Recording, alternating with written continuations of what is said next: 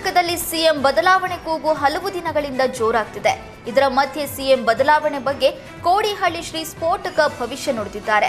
ಅಲ್ಲದೆ ಯುಗಾದಿ ನಂತರ ದೇಶ ವಿದೇಶಗಳಲ್ಲಿ ಏನೇನಾಗಲಿದೆ ಎನ್ನುವ ಆಘಾತಕಾರಿ ಅಂಶವನ್ನ ಬಿಚ್ಚಿಟ್ಟಿದ್ದಾರೆ.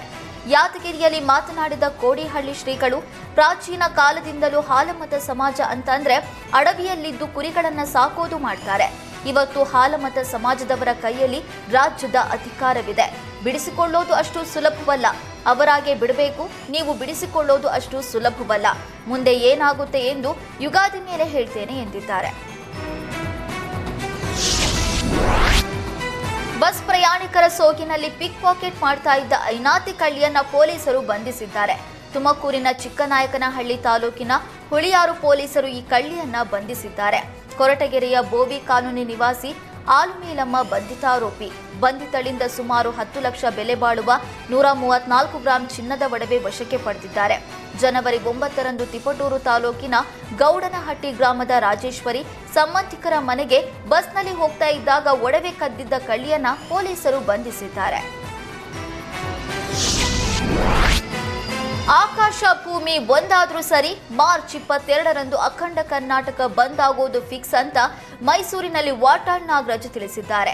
ಗಡಿ ನಾಡು ಕನ್ನಡ, ಕನ್ನಡಿಗರ ಶಕ್ತಿ ಪ್ರದರ್ಶನ ಮಾಡಲಿದ್ದೇವೆ. ಕನ್ನಡಿಗರ ಶಕ್ತಿ ದೇಶಕ್ಕೆ ಗೊತ್ತಾಗಬೇಕು.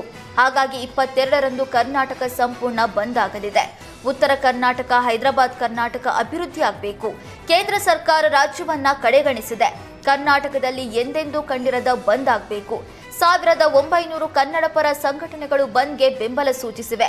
ಈ ಬಂದ್ ಕನ್ನಡಿಗರಿಗಾಗಿ ನಡೀತಾ ಇರುವ ಬಂದ್. ಕೊನೆ ಕ್ಷಣದಲ್ಲಿ ನಾರಾಯಣಗೌಡರು ಕೂಡ ಬೆಂಬಲ ಕೊಡ್ತಾರೆ ಅಂತ ವಾಟಾಳ್ ಹೇಳಿದ್ದಾರೆ.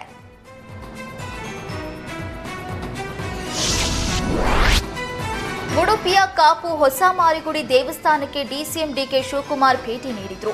ದೇವಸ್ಥಾನದ ಕುರಿತು ಹಾಡಿ ಹೊಗಳಿದ ಡಿಕೆಶಿ ಮತ್ತೆ ಹಿಂದುತ್ವ ಮಂತ್ರ ಜಪಿಸಿದ್ದಾರೆ. ಮಾತೃಭೂಮಿ ಭೂತಾಯಿ ದರ್ಶನದ ಅವಕಾಶ ಸಿಕ್ಕಿದೆ. ಇದು ನನ್ನ ಪುಣ್ಯ. ಧರ್ಮ ಉಳಿಸಬೇಕು. ನಾವು ನಮ್ಮ ಧರ್ಮವನ್ನ ಕಾಪಾಡಬೇಕು. ತೊಂದರೆ ಕೊಡಬೇಕು ಅಂತ ಯಾವ ಧರ್ಮದಲ್ಲೂ ಇಲ್ಲ. ದೇಗುಲಕ್ಕೆ ಸೇವೆ ಮಾಡಿದವರಿಗೆ ದೇವರ ಆಶೀರ್ವಾದ ಇರುತ್ತೆ. ಭಕ್ತಿ ಇಲ್ಲದೆ ಯಾವ ಮನುಷ್ಯ ಬದುಕೋದಕ್ಕೆ ಸಾಧ್ಯವಿಲ್ಲ ಅಂತ ಡಿಕೆಶಿ ಹೇಳಿದರು.